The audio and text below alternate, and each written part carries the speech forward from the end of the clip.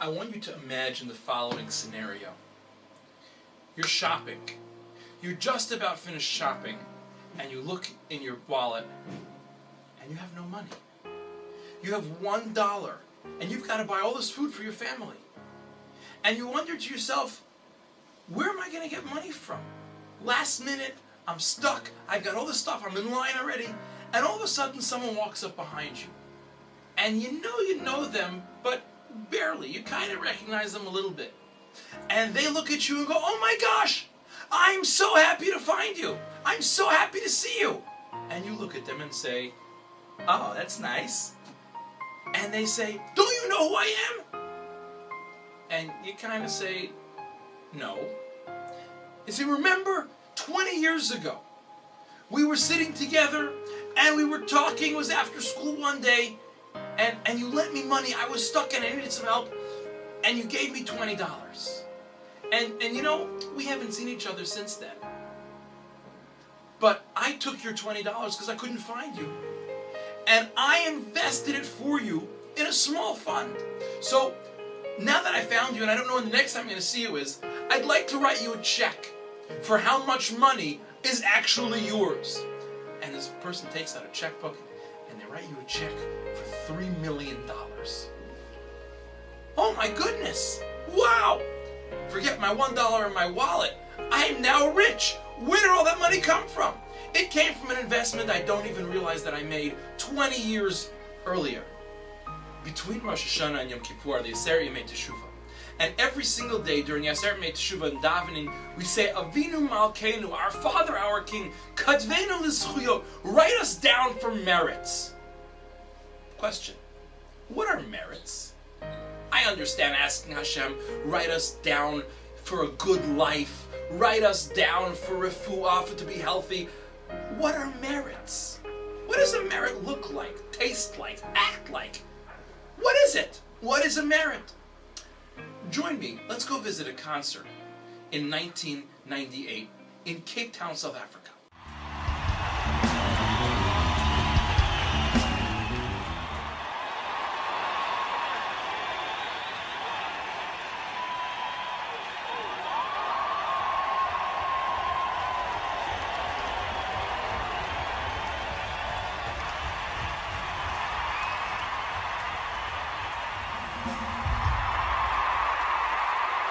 Thanks for keeping me alive.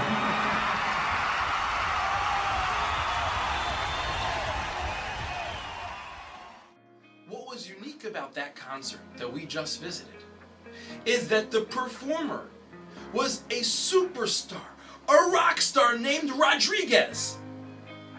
Have you ever heard of Rodriguez? I didn't. I never heard about him until I found the story. In fact, Rodriguez never heard of Rodriguez until that concert. Let's take a look at the story of Rodriguez. Rodriguez was a guitar player. He had a small side job playing in a small establishment in a really bad neighborhood in Detroit, Michigan. And one day somebody heard him playing and said, you know what, you're so awesome, we're going to record an album. And he wrote all these songs and he recorded this album, and it never sold. Nobody ever bought it. Nobody cared for it.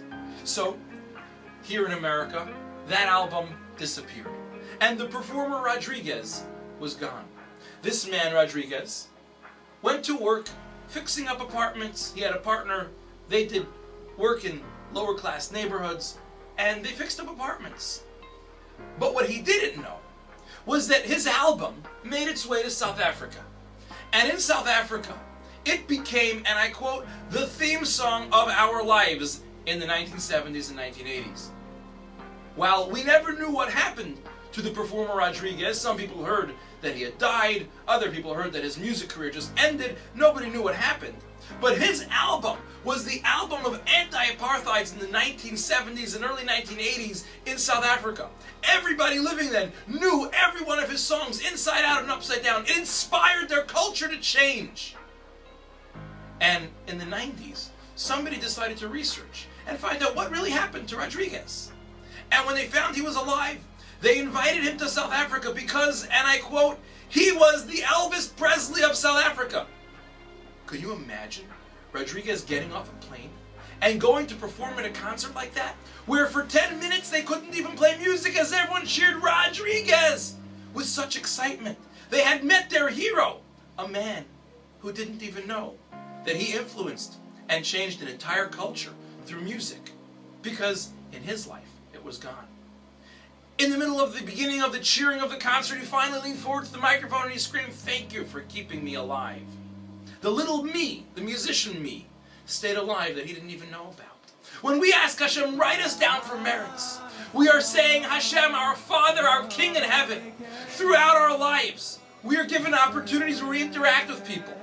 And maybe we made a good impact on them. Write us down for the merits that we've inspired others. Little things that have gone far. So when we stand before you to be judged, all these merits come in that we don't even know about. When we said hello to that person, or held the door for that person, or gave a little stock up, or called someone when they weren't feeling well.